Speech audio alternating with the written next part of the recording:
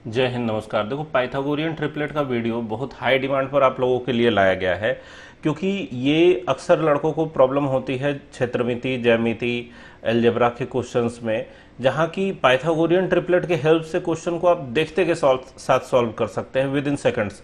Calculation का जरूरत ही नहीं पड़ता है। तो पाइथागोरियन ट्रिपलेट इतना इंपॉर्टेंट टॉपिक है मैथमेटिक्स के लिए, जिसको आप कह सकते हैं कि जादू की छड़ी है। ठीक है, तो काफ़ी हेल्पफुल रहने वाला है ये वीडियो। और चूंकि आगे क्षेत्रमिति भी चालू होने वाला है, इसके लिए कम्युनिटी पोस्ट मैंने डाला था अपने चैनल पर कि अगला आप कौन सा चैप्टर पढ़ना चाहते हैं, तो मैक्सिमम लोगों का उत्तर ये था कि क्षेत्रमिति में ज़्यादा दिक्कत होती है, वो हम लोग करेंगे। ठीक है, तो पाइथागोरियन ट्रिपलेट देखो, इसमें हम लोग ये सीखेंगे कि कौन कौन से पाइथागोरियन ट्रिपलेट आते हैं। देखो, केवल 2 वीडियो होंगे पाइथागोरियन ट्रिपलेट के। एक वीडियो में हम लोग ये देखेंगे कि कौन कौन से पाइथागोरियन ट्रिपलेट हैं जो कि एग्जाम में पूछे जाते हैं और उससे बाहर कभी कुछ नहीं आएगा। और दूसरे वीडियो में हम लोग ये देखेंगे कि उन पाइथागोरियन ट्रिपलेट के हेल्प से किस तरह के क्वेश्चन बन सकते हैं और पूछे जाते हैं एग्जाम में। ठीक है, तो 2 वीडियो में एकदम धुरंधर हो जाएंगे आप लोग, ये मेरा गारंटी है। तो चलो शुरू करते हैं। जैसे देखो, पाइथागोरियन ट्रिपलेट नाम देखते ही आप लोग को लग रहा है कि ये पाइथागोरस थ्योरम से निकल के आया होगा, है ना। पाइथागोरस थ्योरम कहाँ लगता है? समकोण त्रिभुज में। देखो, समकोण त्रिभुज में पाइथागोरस थ्योरम लगता है, लेकिन जरूरी नहीं है कि पाइथागोरियन ट्रिपलेट को आप उसी जगह लगाएंगे जहां त्रिभुज बन रहा हो। ये अलजेब्रा में भी लगता है आपके, और भी कई तरह के क्वेश्चन में लगता है, जो समय समय पर आता रहेगा, आप लोग को दिखाएंगे हम। ठीक है, देखिए, जैसे ये एक समकोण त्रिभुज है। समकोण त्रिभुज में आधार को क्या कहा जाता है? Base B.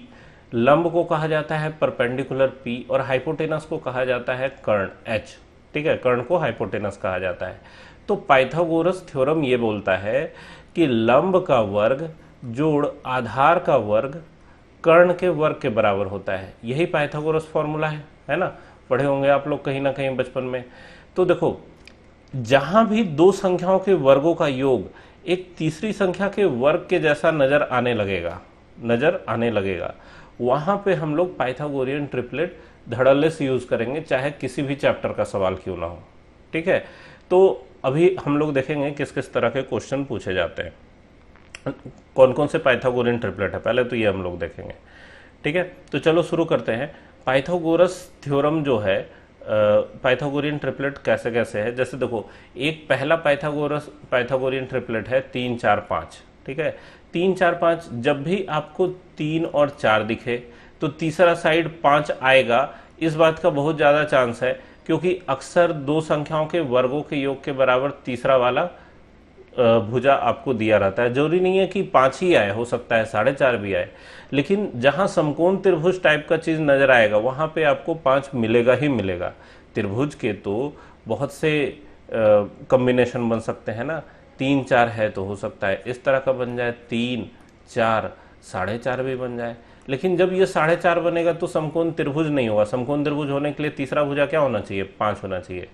दूसरी बात ये कि 3 4 5 तो समझ में आ रहा है। इसके अलावे 3 4 5 के अलावे इसके जो भी गुणज होंगे वो भी पाइथागोरियन ट्रिपलेट होंगे, मतलब पाइथागोरस फॉर्मूला पे फिट बैठेंगे। जैसे क्या हो जाएगा भाई? 6 8 10। ठीक है, 3 तिया 9, 4 तिया 12, 5 तिया 15, ये सब पाइथागोरस फॉर्मूला पे फिट हो रहा है। 3 चौका 12, 4 चौका 16, 5 चौका 20। ठीक है, इसका आधा आधा जो होता है वो भी 1.5, 2, 2.5, ये सब पाइथागोरस फॉर्मूला पे फिट हो रहा है। जैसे देखो, इसको देखोगे तो ये क्या है? 6 का वर्ग जोड़ 8 का वर्ग कितना होता है भाई? 6 का वर्ग जोड़ 8 का वर्ग, तो 36 प्लस 64 कितना होता है? 100, मतलब कि 10 का वर्ग। ठीक है, आप किसी में भी चेक कर सकते हैं, यही आएगा। 2 संख्याओं का वर्गों का योग तीसरी संख्या मतलब बड़ी वाली संख्या के वर्ग के बराबर होगा। ठीक है, तो एक तो पाइथागोरस थ्योरम, पाइथागोरियन ट्रिपलेट आप लोग को ये याद रखना है 3 4 5। दूसरा जो है वो क्या है? 5 12 13। देखो, जितना हम बताने वाले हैं नोट कर लेना। ठीक है, इससे बाहर क्वेश्चन आएगा ही नहीं, एकदम गारंटी आपको लिख के दे सकते हैं अगर आप मेरे सामने होते तो। ठीक है, 5 12 13। इसको क्या, इसके अलावा क्या हो सकता है? 10 24 26। इसके अलावा क्या हो सकता है? 5 तिया 15। ठीक है, 12 तिया 36, 13 तिया 39। समझ में आ रहा होगा किस तरीके से हम लोग को पकड़ना है। अब देखो पिछला वाला तो त्रिभुज में था, यहाँ देखो एक आयत में एग्जाम्पल लिया गया है। आयत का एक भुजा 5 है, आयत की एक भुजा 5 है, दूसरी भुजा 12 है, मतलब लंबाई 12 है, चौड़ाई 5 है। तो उसके कर्ण की लंबाई निकालने के लिए आपको कैलकुलेशन करने का जरूरत नहीं, जहाँ 5 12 देखिए 13 बोल दीजिए, ठीक है। आयत का एक भुजा अगर आपको दे दे 36, ठीक है, एक भुजा दे दे 15, तो आप सीधे बोले आप 5 तिया 15 है, 12 तिया 36 है, तो जरूर ये कर्ण जो है 13 तिया 39 होना चाहिए। आ रहा बात समझ में? इस तरीके से पकड़ना है। अब देखो 5 12 13 हो गया। तीसरा कौन सा है? 8 15 17। अब देखो इसको कहां पर यूज कर रहे हैं? ये एक कोई त्रिभुज है, ठीक है, उसका जो ऊंचाई है वो 15 है, ये आधा जो है वो 8 है, ये समद्विबाहु त्रिभुज लिया गया है, ठीक है, इसके A B side AC side के बराबर है। अब ऊंचाई 15 है, आधा जो DC है वो 8 है, तो उसका एक भुजा क्या होगा? 17 होगा, ठीक है। इस तरीके से भी आपको पाइथागोरियन ट्रिपलेट फिट कर सकते हैं। यहाँ पर क्योंकि ऊंचाई जो है आधार पर क्या होता है? लंब होता है, ठीक है। तो अगर लंब की लंबाई पता है, आधार का आधा पता है, तो भुजा आप बहुत आसानी से निकाल सकते हैं, 8 15 17। इसके अलावा कौन सा पाइथागोरियन ट्रिपलेट है? तो भाई 9 40 41। देखो इसको किस तरह के उसमें एग्जाम्पल दिखाया गया आप लोग को।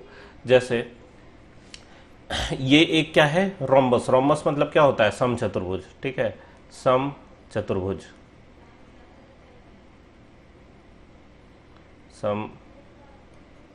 समचतुर्भुज, ठीक है, समचतुर्भुज है। तो इसमें क्या है भाई? विकर्ण, विकर्ण एक दूसरे को 90 डिग्री पर काटते हैं, है ना, ये पता है। और विकर्ण अगर एक दूसरे को 90 डिग्री पर काटते हैं तो वहां भी पाइथागोरियन ट्रिपलेट लगना चाहिए। एक विकर्ण का आधा अगर 9 है, दूसरे विकर्ण का आधा अगर 40 है, तो समचतुर्भुज के भुजा की लंबाई 41 ही होगी, ये गारंटी है, ठीक है। तो इस तरीके से भुजा की लंबाई हम लोग निकाल सकते हैं। कहीं ऐसा दे देता कि भुजा की लंबाई दे देता और एक विकर्ण की लंबाई दे देता, बोलता कि क्षेत्रफल बताइए समचतुर्भुज का, है ना। तो ये सब तरह का क्वेश्चन आएगा नेक्स्ट वीडियो में, वो सब आप लोग को दिखाएंगे। अभी देखो ये एक नया एग्जाम्पल कैसा है? एक अर्धवृत्त में बनाया गया है। अर्धवृत्त में AB जो है व्यास है, एक जीवा 20 सेंटीमीटर की है, दूसरी जीवा जो है 21 सेंटीमीटर की है। तो भाई यहां पर आपसे यह पूछा जा सकता है कि इस वृत्त की त्रिज्या बताइए, या फिर इस वृत्त के व्यास की लंबाई बताइए, है ना। तो भाई एक जीवा अगर 20 की है, दूसरी जीवा 21 की है, तो तीसरा जो अर्धवृत्त का व्यास होगा वो कितना होगा? 29। क्योंकि अर्धवृत्त के कोण समकोण होते हैं, पढ़ा है, अर्धवृत्त के कोण क्या होते हैं? समकोण होते हैं। तो 20 और 21 देख रहे हैं, तो ये वाला भुजा कितना होगा? 21 होगा, 29 होगा। और अगर व्यास 29 है तो कोई पूछा कि भाई त्रिज्या की लंबाई क्या होगी, तो जरूर 29 का आधा होना चाहिए, मतलब 14.5 होना चाहिए, ठीक है। ये त्रिज्या की लंबाई होनी चाहिए। ये OC अगर कोई पूछे तो क्या होगा? 14.5 होगा। इसी चीज का दुगना तिगुना भी काम करेगा, ये तो आप लोग को शुरू में ही बता चुके हैं। जैसे 20 तिया 60, 21 दूना 42, 21 तिया 63 और 29 तिया 87, है ना। ये भी जो है आपका पाइथागोरियन ट्रिपलेट पर फिट होगा। अब देखो कितने सारे पाइथागोरियन ट्रिपलेट आप लोग को मिल चुके, ध्यान से देखना। 3 4 5, 5 12 13, ठीक है, 8 15 17, इसके बाद कौन था? 9 40 41, 20 21 29, और एक और होता है 7 24 25, ठीक है, 7 24 25। तो ये 6 पाइथागोरियन ट्रिपलेट है जो कि एग्जाम में बार बार पूछे जाते हैं, ठीक है। इनका दुगना, तीन गुना, 4 गुना, आधा, 1/3 करके भी आपको क्वेश्चन आता है, और बहुत आसानी से ये सॉल्व होगा। जब हम लोग क्वेश्चन करेंगे तो आप लोग देखेंगे बहुत आसानी से सॉल्व होगा, ठीक है। ये 7 24 25 पे आप लोग को कुछ नहीं बताया। देखो एक क्वेश्चन आप लोग के लिए है, एक वृत्त की 2 जीवा की लंबाई है 48 सेंटीमीटर 14 सेंटीमीटर। आप लोग इस तरह का क्वेश्चन जो है बार बार देखते होंगे अलग अलग एग्जाम के सेट में, ठीक है। तो उनके बीच की दूरी दी हुई है 31। यदि दोनों जीवाएं केंद्र के विपरीत ओर हैं तो वृत्त की त्रिज्या ज्ञात कीजिए। ठीक है, अब देखो कैसे इसको सॉल्व करना है। इसमें दो तरह से क्वेश्चन होता है, जैसे दोनों जीवा का लंबाई दिया हुआ है, इनके बीच की दूरी 31 दिया हुआ है और दोनों जीवा केंद्र के विपरीत ओर है। कई बार कहेगा दोनों जीवा केंद्र के एक ही तरफ है और उनके बीच की दूरी दिया रहेगा तो उसमें घटता है, यहाँ पे जोड़ के दिया हुआ है। कैसे है अभी देखो, बहुत आसानी से क्वेश्चन सॉल्व होगा। ठीक है, अभी एक अलजेब्रा का भी क्वेश्चन दिखाएंगे आप लोग को जो पाइथागोरन ट्रिपलेट पर सॉल्व होगा। ठीक है, देखो जैसे मान लो कि ये एक वृत्त है। ठीक है, और थोड़ा नीचे बनाया जाए वृत्त को, ये एक वृत्त है। ठीक है, अब इसमें क्या है भाई, एक जीवा जो है 48 सेंटीमीटर का है, तो एक जीवा बना लो 48 सेंटीमीटर का।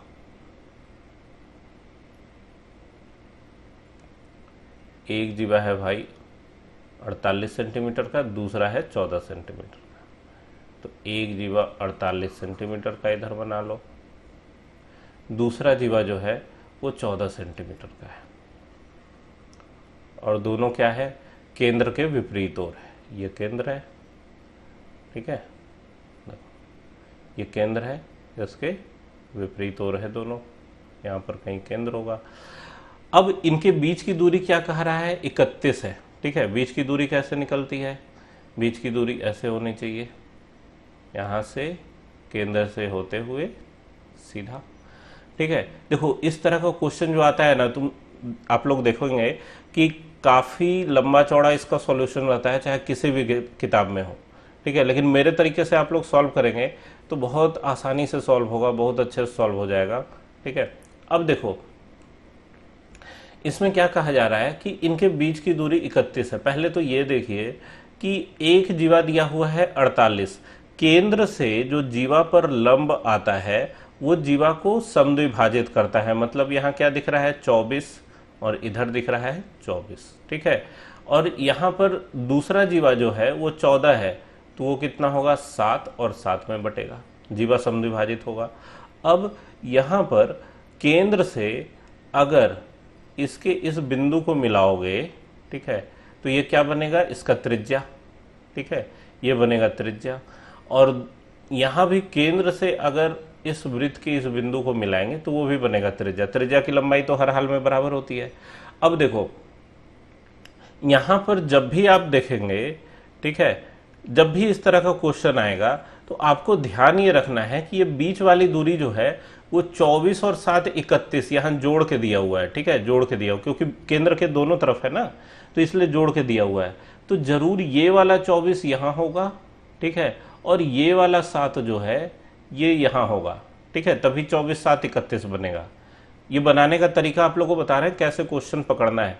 ये त्रिभुज जो है और ये त्रिभुज, ये दोनों आपस में समरूप त्रिभुज होते हैं।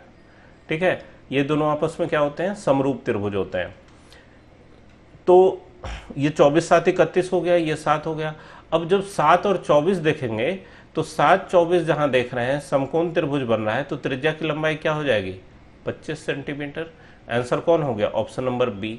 नहीं तो इसका तरीका इतना लंबा है, इतना लंबा है कि आप विश्वास नहीं करेंगे। तरीका क्या है, इसको x मानते हैं, इसको बोलेंगे कि भाई ये 31 घटाओ x होगा, उसके बाद ये r होगा, तो फिर यहाँ पर r स्क्वायर का फॉर्मूला लिखेंगे, 7 का स्क्वायर प्लस 31 घटाओ x का स्क्वायर, इसको फिर बराबर करते हैं दूसरा वाला त्रिभुज के, r स्क्वायर बराबर 24 स्क्वायर प्लस x स्क्वायर से, इन दोनों को इक्वेट करते हुए x का मान निकालते हैं।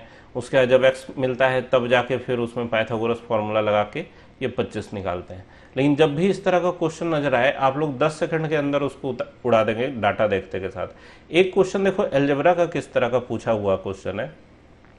जैसे इसमें यह कह रहा है कि 2r बराबर h plus root under r square plus h square है। ठीक है, तो भाई देखो root under r square plus h square को आप लोग ये कह सकते हैं कि ये 2r माइनस एच है। ठीक है, अगर h को दूसरी तरफ दे दें तो 2r माइनस एच है।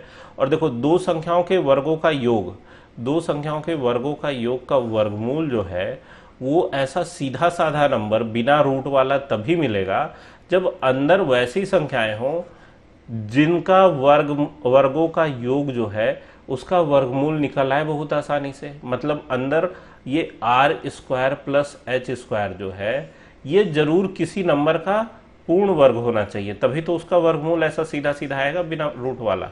मतलब कि ये r square plus h square जो है ये किसी भी नंबर के वर्ग के बराबर होना चाहिए। मतलब की बात साफ है, यहाँ पर पाइथागोरियन ट्रिपलेट होना चाहिए। इन चारों ऑप्शन में केवल ऑप्शन नंबर 3 देख रहे हैं जो पाइथागोरियन ट्रिपलेट का डाटा है, 3 4, जो अगर 3 और 4 हुआ, ये 3 और 4 हुआ तो के जरूर 5 होगा।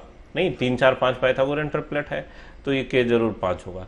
तो आया बात समझ में, बेसिक जो पाइथागोरियन ट्रिपलेट है कौन कौन से हैं, और उससे रिलेटेड कुछ एक क्वेश्चन ही इस वीडियो में किया गया है। तो नेक्स्ट वीडियो में हम लोग इससे रिलेटेड जिस तरह से क्वेश्चन पूछे जाते हैं वो सब हम लोग करेंगे। तो पढ़ते रहिए, मेहनत करते रहिए, मिलते हैं नेक्स्ट वीडियो में।